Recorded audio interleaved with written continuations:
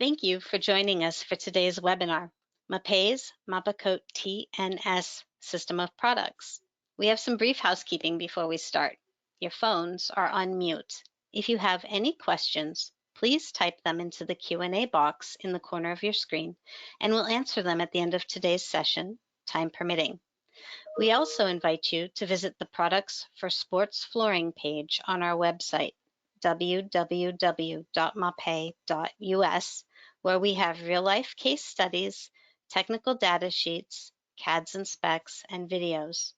And we invite you to sign up at mymapei.com, where you can customize the website, get new product information, sign up for monthly e-blasts, for our free magazine, Real to Mapei North America, and more. Now, without further delay, I'd like to introduce today's speaker, Jonathan Morton. Jonathan is a technical representative for MAPEI's sports division. He's had a 15-plus year career in the sports construction industry, specializing in the construction of tennis, pickleball, and basketball courts. In his career, he's had the opportunity to work at such famed venues as the USTA Billie Jean King National Tennis Center, which hosts the US Open, Melbourne Park, which hosts the Australian Open, the All England Lawn Tennis and Croquet Club, which hosts famed Wimbledon, and the USTA National Campus in Orlando, Florida. He's installed and constructed a variety of courts, including hard courts, cushion courts, clay courts, and French clay. And he's going to share some of that industry experience and technical knowledge with us today. So with that, I welcome him to the microphone. Jonathan, the floor, or maybe I should say the court, is yours. Hey everybody, thanks for joining us today. So, I'm Jonathan Morton. I'm the technical rep over on the MAPEI sports side, specializing on the TNS product lines for tennis, pickle, and basketball court construction.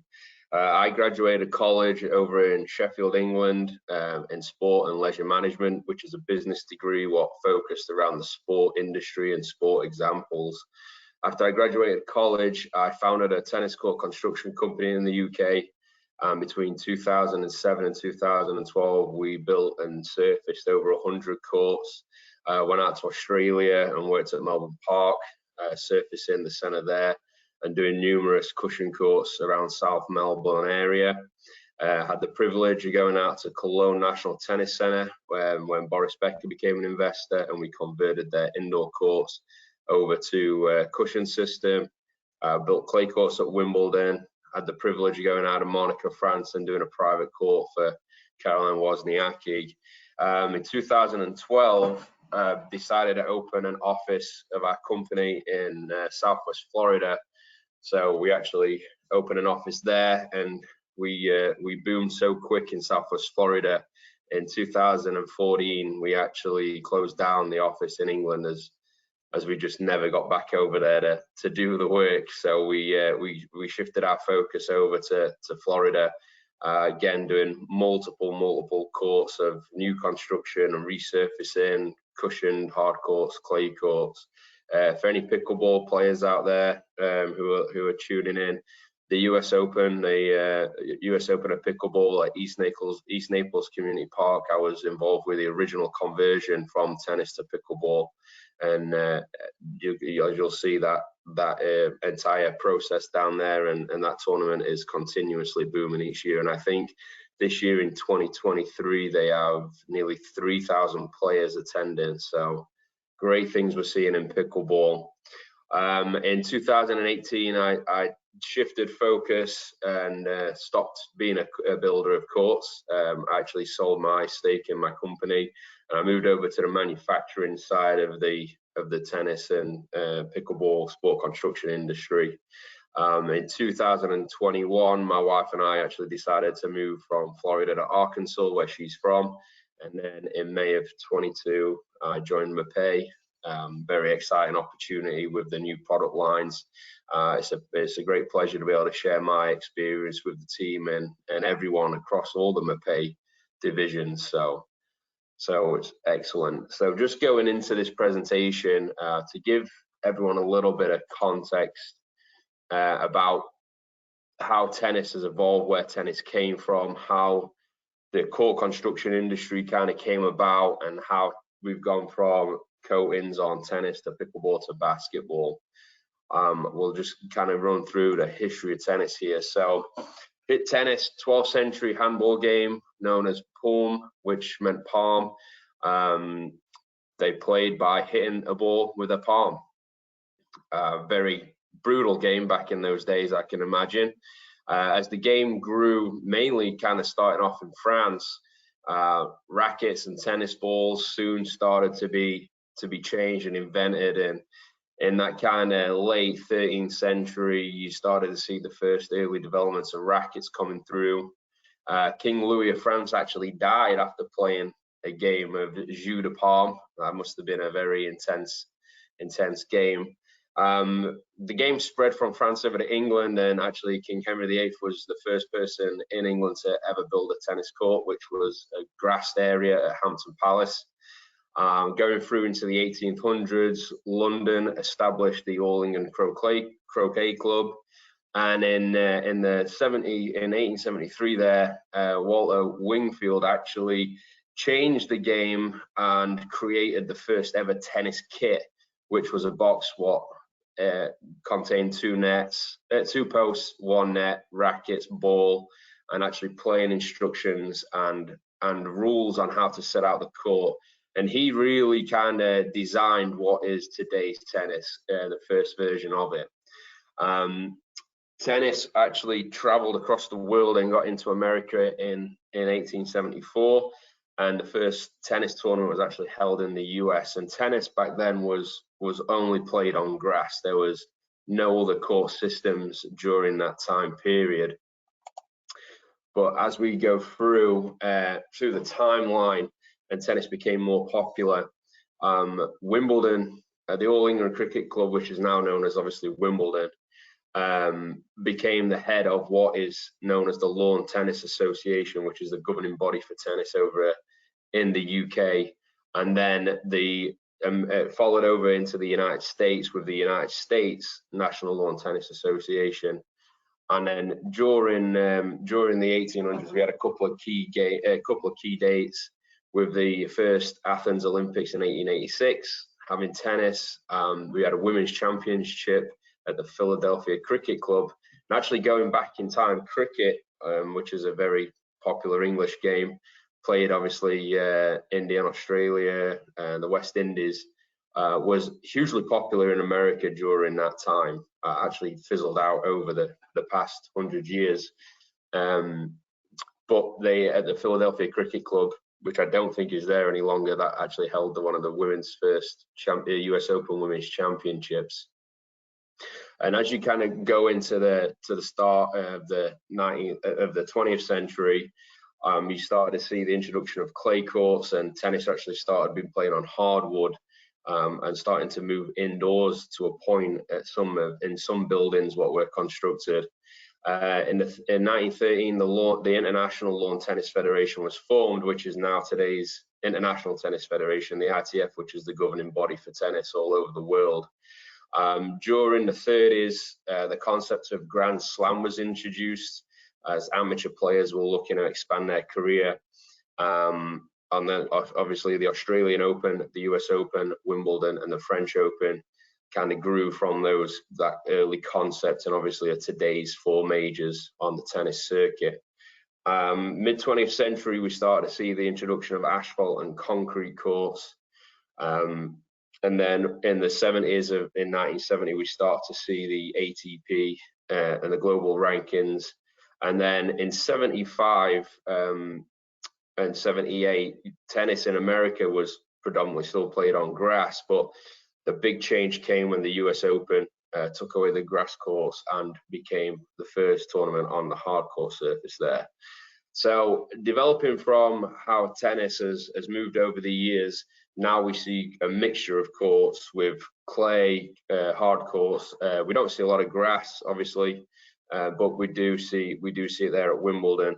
So as the game developed, so did the technology, and you obviously see a lot of technology in the court systems right now. And then obviously spinning from tennis, you have the pickleball craze, what's taken over North America by storm. And then the acrylics, what we see today on courts, also go into the recreational basketball side.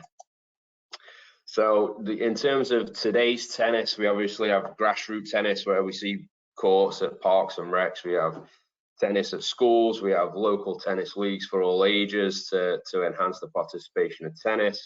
We have development programs for children. We have the NCAA college tennis. We have the ATP Tour, which runs all year round, which leads up to the Grand Slams.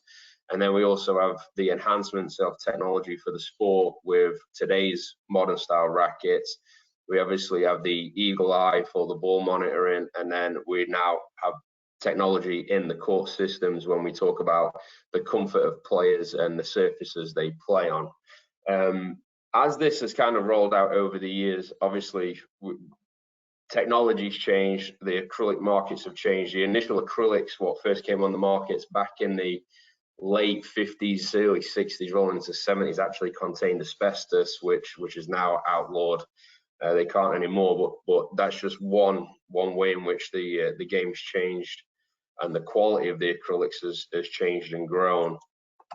So in terms of MAPEI and how we fit into the tennis industry, which now will encompass pickleball and basketball courts, we make products for both the cushion side and non-cushioned acrylic courts, which are available to play on in parks, recs, municipalities, schools, HOAs. And we provide both for resurfacing of existing courts and also new construction of courts. So our product lines consist of several key items. We have patching products, so we have the PU2K, our TNS patch. When we talk about court construction itself, all the guidelines and regulations for the standard of building courts come from the American Sport Builders Association. So architects and engineers who are looking at new plans are going to go to the ASBA for those base construction specifications. Now, in those specifications, we have base tolerances, which the courts have got to play to. So the patching materials come into play for patching out any imperfections after the initial pour of concrete or the bases are paved if they're an asphalt base. Then we have our concrete primer, which is almost a tack coat, which gives additional bonding to the concrete. We have a fiberglassing system for existing courts. And then we have our base coat binder acrylic resurfacer, which is the seal coat. And then we have our finish 3, which is our Mapecoat finish 3, which is our color lines. And you can see the color of the blue in the drum there been mixed on the job site. And then when it comes to striping the lines, we have a sealer which seals in the line tapes once they've been put down, and it stops any bleed of the line paint going under the tape, so you get a nice crisp line. When we talk about court technology and court comfort, we have cushion coatings and cushion products. The industry is kind of defined into two sections of liquid cushion and matte system. So the top picture there is the application of liquid cushion. Liquid cushion, and I'll go into a little further detail down the road here, comes in two types. It comes in a fine rubber and a coarse rubber. The matte systems available come in two thicknesses. We have a 4mm matte system and a 7mm matte system. And the bottom two images there, you can see the matte's been glued down and laid out. So that covers really the products, the most popular and key products on the market, what you're going to see most of all in any specs and standard applications. So in terms of those products make up systems, and that's what we're going to go into here really briefly, is the system. So our professional system is what we also class as our standard color system. So this is applied to concrete or asphalt base. And then onto the base, if it's concrete, you're going to apply the primer. If it's asphalt, you're going to apply 2 coats of the acrylic resurfacer. And then from there, you're going to add your layers of color. So you can see the picture there with the build up from the base to the color, and then you have your line seal and your line paint. So the standard color coating system is really the basis of all specifications out there for any new construction. This is the most common. Most applicators are doing one layer of acrylic resurface or 2 layers of color on a resurface. A new construction is 2 layers of the acrylic resurface or maybe 2 or 3 layers of the color. And then we have our cushion system. So this is a liquid cushion. So on the liquid cushion, it's similar again. We still have our asphalt and concrete base, and then we build up our layers of cushion. So what generally happens is a contractor will do 2 to 3 layers of the coarse rubber, which is a larger rubber granule, 2 to 3 layers of the fine cushion. Then they'll apply the color coats on top and then do the striping, the line seal, and the line paint. The purpose of the cushion is purely player comfort. It does not affect the speed of play of the ball. When we talk about speed of play on a tennis project, we're talking about the revolution the ball spins after it bounces, and that is controlled by the sand granule in the actual finished acrylics. So our Finish 3 product is a textured product which is mixed with potable water on site. So as the ball bounces and hits, as it spins off the court, that's what measures court pace rating. Not to get too technical, but that's what we talk about when we talk about court pace rating, is the revolutions of the ball spinning. So the cushion layers underneath the acrylics are basically just for player comfort. So as the player moves around the court, plants their foot, hits the ball, the rubber absorbs the shock of the movement as opposed to it going from the base and reflecting into the player's joints through the knee into the lower back. There's been studies done where if you took a player who plays on a standard hard court with no cushioning, if they can play 45 minutes before they start feeling joint pain, you take that same player, put him on a cushion system, and within about 3 weeks of consistent playing, they're going to find they start to go to a 90-minute, 120-minute mark before they start feeling that same lag on the body and that tiredness on the body and the joint pain. So liquid cushion, little longer installation process. Each layer has to cure out. So if you're doing 6 layers, you could be up to 6 days before you can get to color coating aspects of the project, because you've got to let it cure out really for 12 to 18 hours. So by the time you've applied it, you're coming back the next day to put a next layer. And then we have the mat systems, which are obviously a more enhanced cushion. And what we do on this is we're actually bonding a prefabricated mat down to the concrete or asphalt base prior to applying the color coatings. So as you can see on the diagram there, you've got your base, and you can see the green adhesive and then the black mat there laid out, and then the coatings going on top. So mat systems are becoming more and more prevalent, and there's several reasons why. The actual shock absorption into the body is higher. You're getting a more force reduction rating on the mat system than the liquid cushion. It's fully bonded system, so actually the adhesive will hold together the asphalt. It sits into the pores, so you're actually strengthening the base. It's a shorter installation time because you're going to get all the mats down and sealed in the first day, and then you're only applying the remaining layers. So in our system, once the mats are glued and sealed, we are applying the sealer to the mats, the acrylic resurfacer, and then the color. On our 7mm system, which is a thicker mat, we actually do add a fiberglass layer in there as well. So there's an extra step there, but overall you are getting a shorter installation time and you're getting more force reduction for the player. And then we go into our fiberglass system. This is very prevalent in specifications, especially with parks and recs and schools or municipalities who've got existing courts which are 10, 15 years old, which may experience cracking. This is an overlayment system where the fiberglass would be bonded to the existing surface prior to being color coated. And the purpose of the fiberglass is to limit the cracks reflecting through the new finished surface.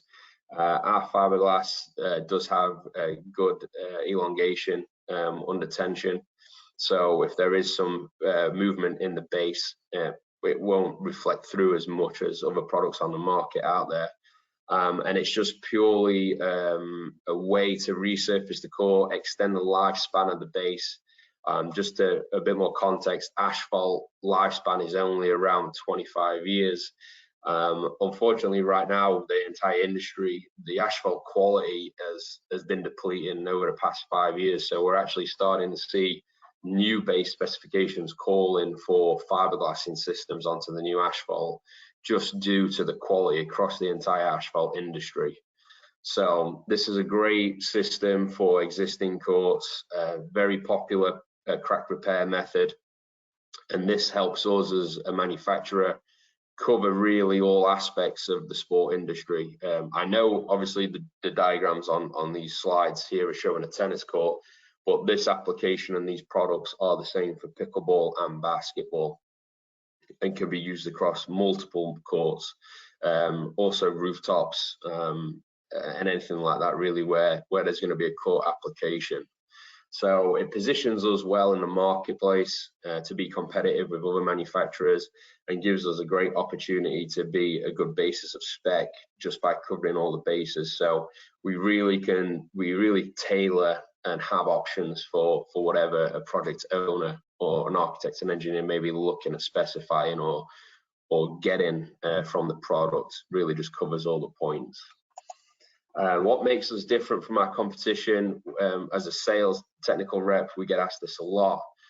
One of the main things is the ease of shipping. As MAPEI, obviously, we're so vast across the United States, we can internally move product between factory and factory, lowering the cost for customers.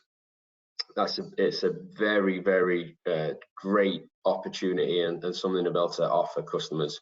Freight has been an issue since really the COVID pandemic.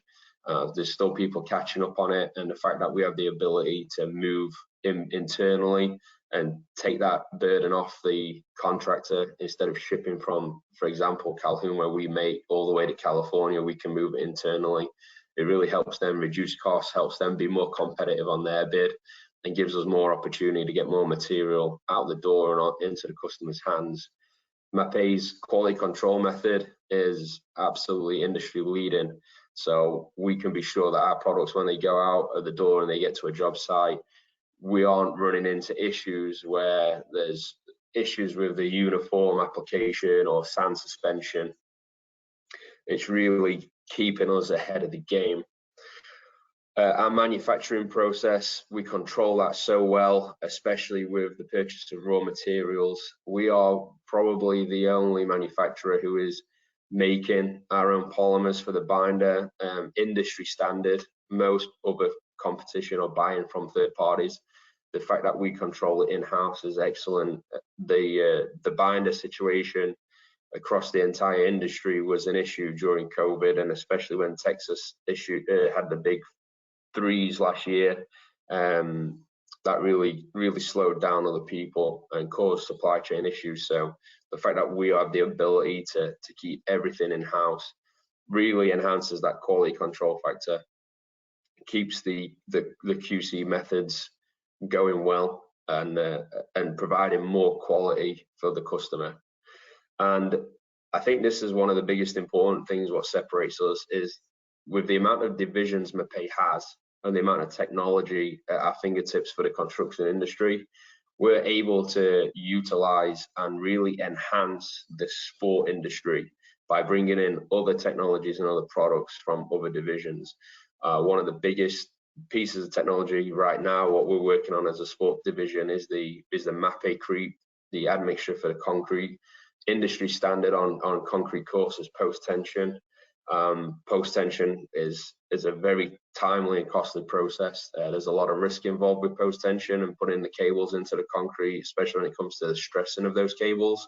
So being able to bring in the admixture, which cuts time, construction time down, it cuts the risk down for the contractor, it cuts liability down for the project owner, really puts us apart from our competition. So I appreciate it. Great to be able to share that information to kind of open up this whole sport division and what we do and what we offer. And I'll hand it over to any questions if there is any. All right, thank you, Jonathan. So thanks for that great presentation. We do have a few questions.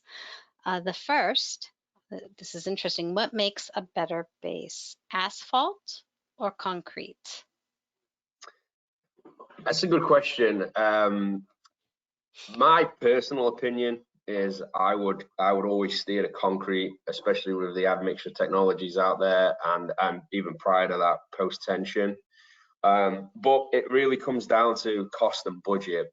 Concrete's more expensive. Post tension systems are more expensive than asphalt. You're going to get a longer lifespan from concrete than the asphalt. However, when it comes to applying the coatings, there's more risk of delamination with concrete because concrete technically is a sponge what holds water. So when you're looking at resurfacing life cycles on an asphalt court, even though the base and the lifespan of the asphalt is only 25 years, you can get more layers of acrylic on there with less risk of delamination than you can on a concrete court. The life cycle of resurfacing is industry standard 5 years. We're starting to see that in a 3-year to 2-year cycle on pickleball.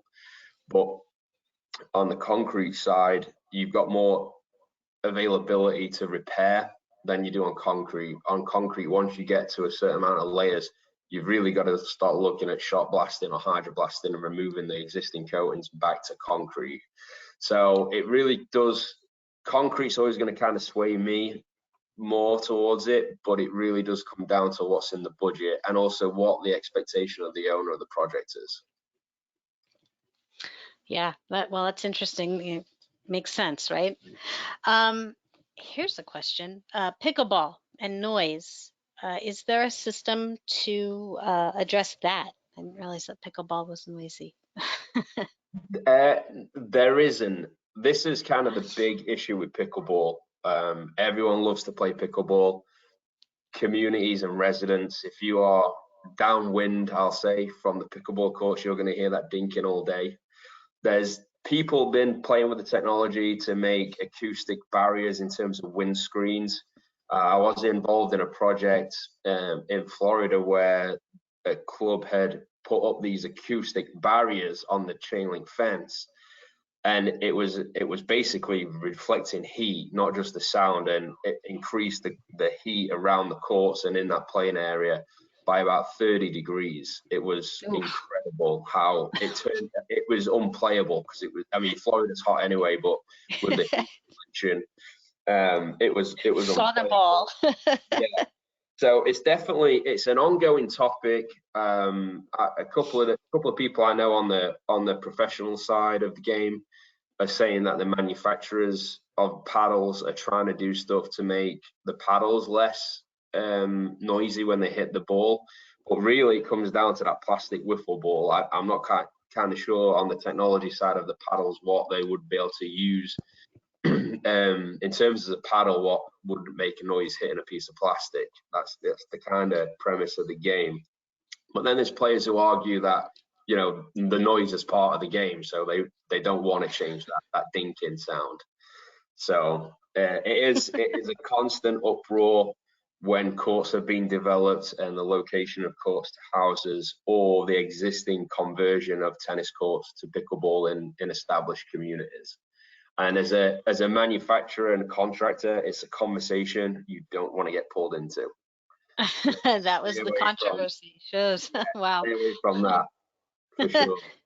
So it's more the ball than anything. Wow. Yeah. Oh, okay. So, how thick does the liquid cushion system get compared to the mat? That's an interesting question. The liquid cushion, once you've got all the layers built up, is round about 5 to 7 millimeters.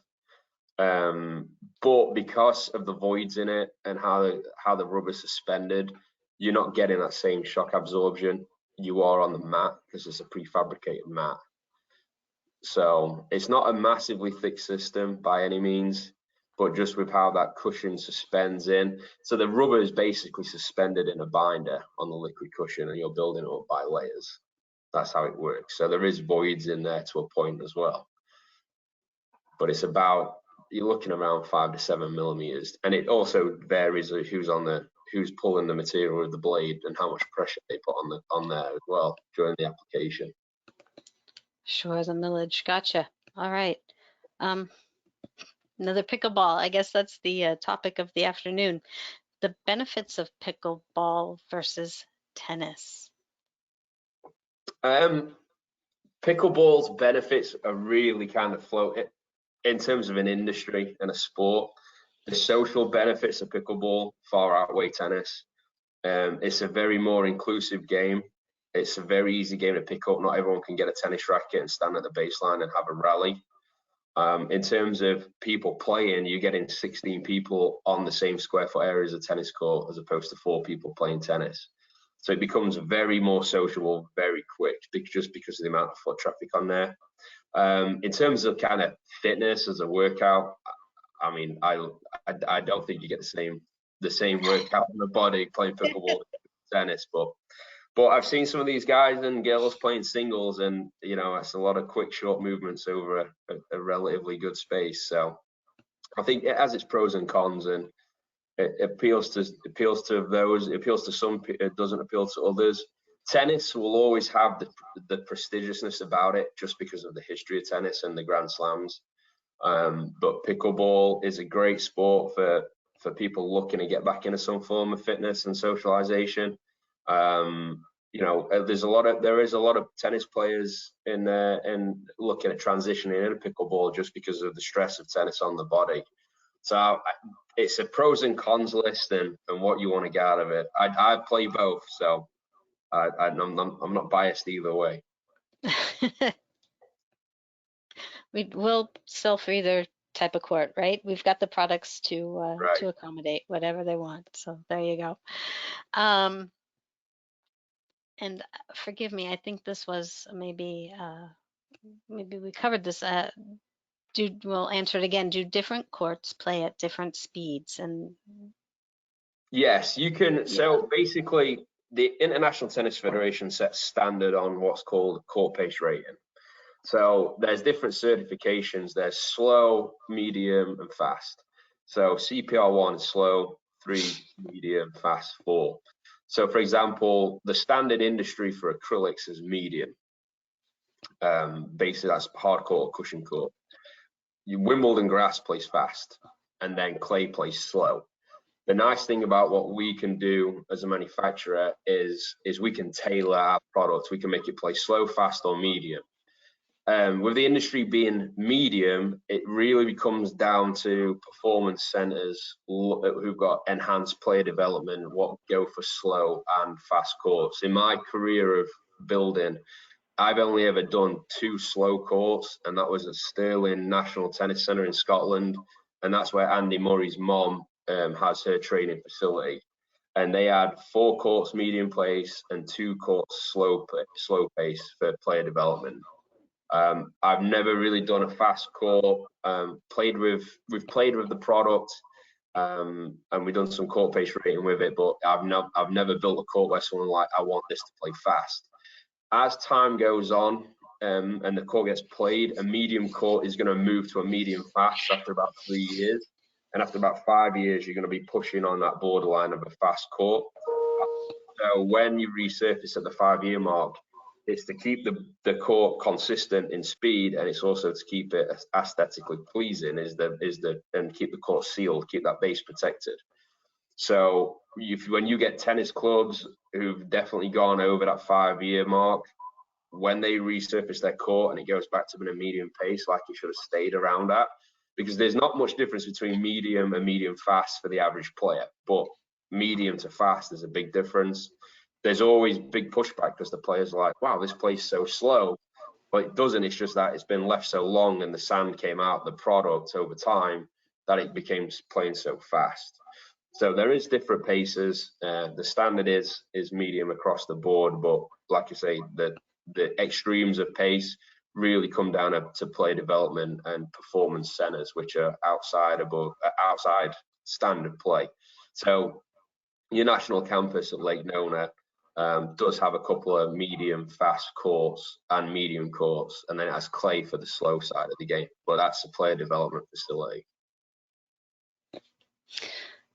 Makes sense. That really does. Thank you. All right. Well, give everybody a few more minutes. I know when these end, I always think of questions. I'm like, oh my goodness, I wish I had asked.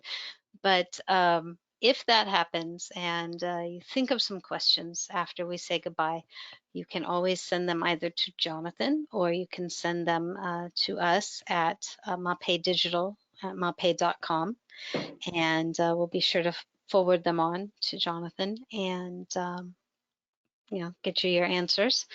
But if there are no more questions, we'll go ahead and conclude today's webinar. And before we do, I'd like to invite everybody to visit our website and check out the sports flooring page, because that's where we have just a wealth of information about Mapecoat, the TNS system of products.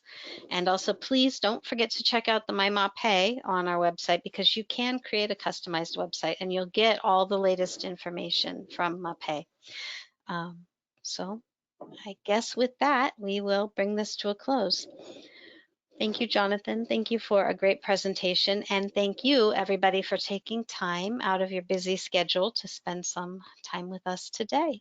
And we appreciate it very much. We'll look forward to seeing you again at our next webinar. Have a great rest of your day. Bye.